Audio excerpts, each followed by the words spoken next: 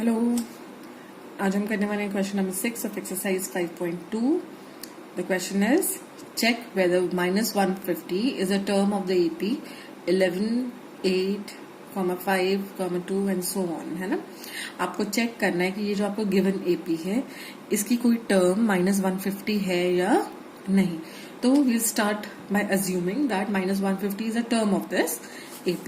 So let -150 be the nth term, है ना. तो let us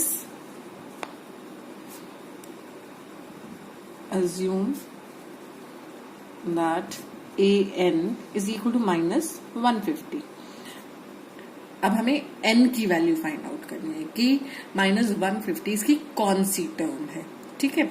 अब इस एपी की first term a1 is 11, a2 is 8. So can we find out the common difference?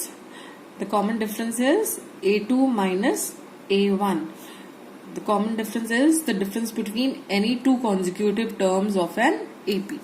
किन्हीं भी दो consecutive क्रमागत संख्याओं के बीच का जो अंतर है उसको हम common difference D कहते हैं, है ना. तो a2 is 8 and a1 is 11. तो 8 minus 11 is -3. तो D हमारा हो गया -3. अब हमें पता है, हमने क्या अज्यूम किया कि an is -150. Now put the formula for an. an क्या होता है? a1 plus n-1 into d. That means a1 plus n-1 into d is equal to -150. a1 की वैल्यू है 11. तो a1 की जगह हमने पुट किया 11 प्लस n की वैल्यू हमें फाइंड आउट करनी है and d is -3. So this is equal to -150. अब 11 को इक्वल टू की दूसरी तरफ लेकर जाने पे हमारे पास आ जाता है -150 -11. So this is equal to -161. ठीक है. अब हमारे पास है n-1 into -3 is equal to -161. That means n-1 is equal to -161 upon -3. ठीक है. अब -161 is not divisible by 3. कैसे पता लगाएंगे कि ये 3 से डिविजिबल है या नहीं. 3 की डिविजिबिलिटी क्या कहती है? We have to add all the terms. अगर इन टर्म्स का जो डिजिट्स का जो सम है वो 3 से डिविजिबल है तो ये नंबर 3 से डिविजिबल होगा. Otherwise it will not be divisible by 3. तो 1 + 6 + 1 is 8. 8 तो 3 के टेबल में नहीं आता. That means 161 is not divisible by 3. तो n will be equal to 161 upon 3. -1 इधर आकर क्या हो गया? +1. So we have 161 plus 3 upon 3. This is equal to 164 upon 3. तो हमने देखा कि n की वैल्यू है 164 upon 3. लेकिन यहाँ तो हम नंबर ऑफ टर्म्स की बात कर रहे हैं ना. तो एक तरह से हम काउंट कर रहे हैं कि कितनी टर्म्स हुई. तो जब हम काउंट कर रहे हैं तो क्या काउंटिंग नंबर्स में 164 upon 3 को हम इंक्लूड कर सकते हैं? नहीं, है ना. n is a counting term. So that means it should be a natural number or a positive integer. तो इसका मतलब ये हुआ कि n की जो वैल्यू 164 upon 3 आ रही है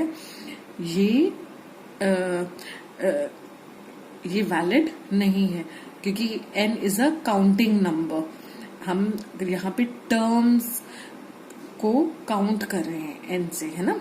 तो इसलिए n can not be equal to 164 upon 3.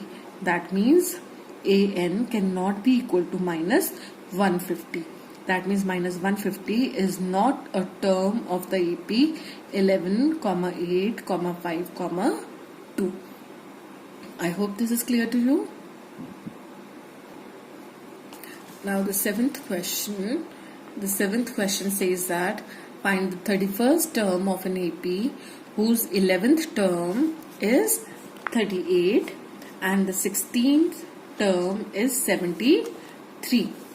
आपको एक ऐसा AP फाइंड आउट करना है. एक ऐसी AP की 31st टर्म फाइंड आउट करनी है जिसकी 11th term is 38. That means A11 is 38 and the 16th term is 73 and A16 is 73.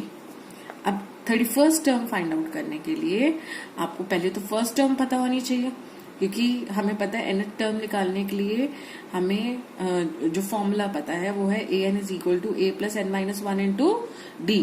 तो हमें a पता होना चाहिए, n हमें यहाँ पर पता है, 31st टर्म पूछी जा रही है and we need to know the common difference also d, है ना. तो अभी हमें दो चीजें पता लगाना जरूरी है in order to find out the 31st term, और वो दो चीजें क्या है, the first term and the common difference. अब क्या करते हैं, A11 को हम a और d की टर्म्स में एक्सप्रेस करते हैं. We know that an is equal to a1 plus n minus 1 into D. तो जब हम A11 की बात कर रहे हैं तो A11 इसमें अगर हम n की जगह 11 पुट करें तो हमारे पास हो जाएगा A1 प्लस n की जगह क्या है 11, तो यहाँ n की जगह क्या आ जाएगा 11 माइनस 1 इंटू डी. अब A11 की वैल्यू क्या है 38, सो दैट मीन्स A11 की जगह हमने पुट किया 38 is equal to A1 plus 11 minus 1 कितना हुआ, 11 माइनस 1 इज 10. तो हमारी फर्स्ट इक्वेशन बनी A1 plus 10D is equal to 38. This is our first equation. अब A16 को सिंप्लीफाई करते हैं इसी फॉर्मूला का यूज कर कर. तो A16 इज इक्वल टू, देखिए A16 इज इक्वल टू, यही इसमें पुट करते हैं. आपको पता है AN है ना, AN is A1 plus n minus 1 into D, यही होता है AN. अब इसकी जगह n की जगह आपके पास क्या है 16. This is equal to A1, क्योंकि A1 हमें पता नहीं है, फर्स्ट टर्म हमें पता नहीं है, प्लस n कितना लिया हमने 16, तो ये हो जाएगा 16 माइनस 1 इंटू डी. अब A16 की वैल्यू कितनी दी हुई है हमें 73, तो A16 की जगह मैं क्या पुट करूंगी 73 is equal to A1 plus 16 minus 1 is 15D. So हमारी सेकेंड टर्म है, सेकेंड इक्वेशन है sorry, A1 plus 15D is equal to 73. अब हमारे पास दो इक्वेशंस हैं दो वेरिएबल्स में. दो वेरिएबल्स कौन से हैं, A1 और D, A1 एंड D. आपको अब linear equation in two variables याद है, तो हम क्या करेंगे, we'll use our knowledge of linear equations in two variables to solve this equation, to find out the value of A1 and D. We'll solve these equations. अब सबसे simple way तो मुझे लग रहा है we can use the method of elimination. अब देखेंगे यहाँ दोनों टर्म सेम है, तो हम क्या करेंगे, सेकेंड इक्वेशन को फर्स्ट में से सब्ट्रैक्ट कर देते हैं. तो A1 minus A1 will get cancelled, 10D minus 15D, 10D में से 15D गया तो minus 5D is equal to 38 minus 73 is minus 35. यहाँ पे बड़ा नंबर 73 है तो उसी का साइन लेंगे हम, है ना. तो D is equal to minus 35 upon minus 5, so this is equal to 7. तो D हमारा है 7. Now let us put this value of D in any of these equations, और A की वैल्यू, A1 की वैल्यू हम फाइंड आउट कर लेते हैं. हमें पता है A1 plus 10D is equal to 38, है ना, फर्स्ट इक्वेशन से हमें मिला ये. अब A1 हमें पता नहीं है, लेकिन हमने D की वैल्यू कैलकुलेट कर ली है. D की वैल्यू है 7, so this is equal to 38. तो A1 plus 70 is equal to 38. That means A1 is equal to 38 minus 70. So this is equal to minus 32. तो आपकी फर्स्ट टर्म A1 जो है that is minus 32. Is that clear? लेकिन हमें अब क्या find out करना था, हमें तो 31st टर्म फाइंड आउट करनी है।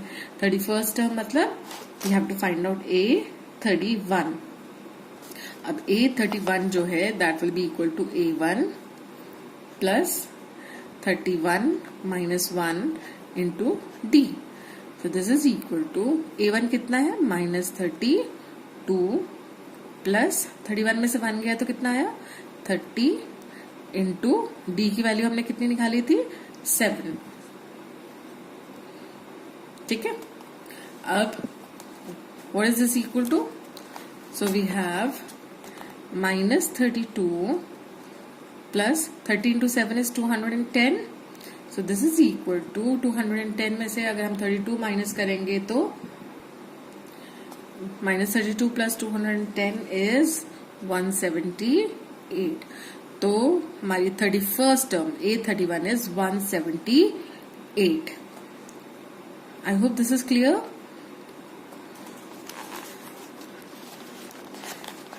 तो हमारी A31 जो है that is 178। Okay, thank you.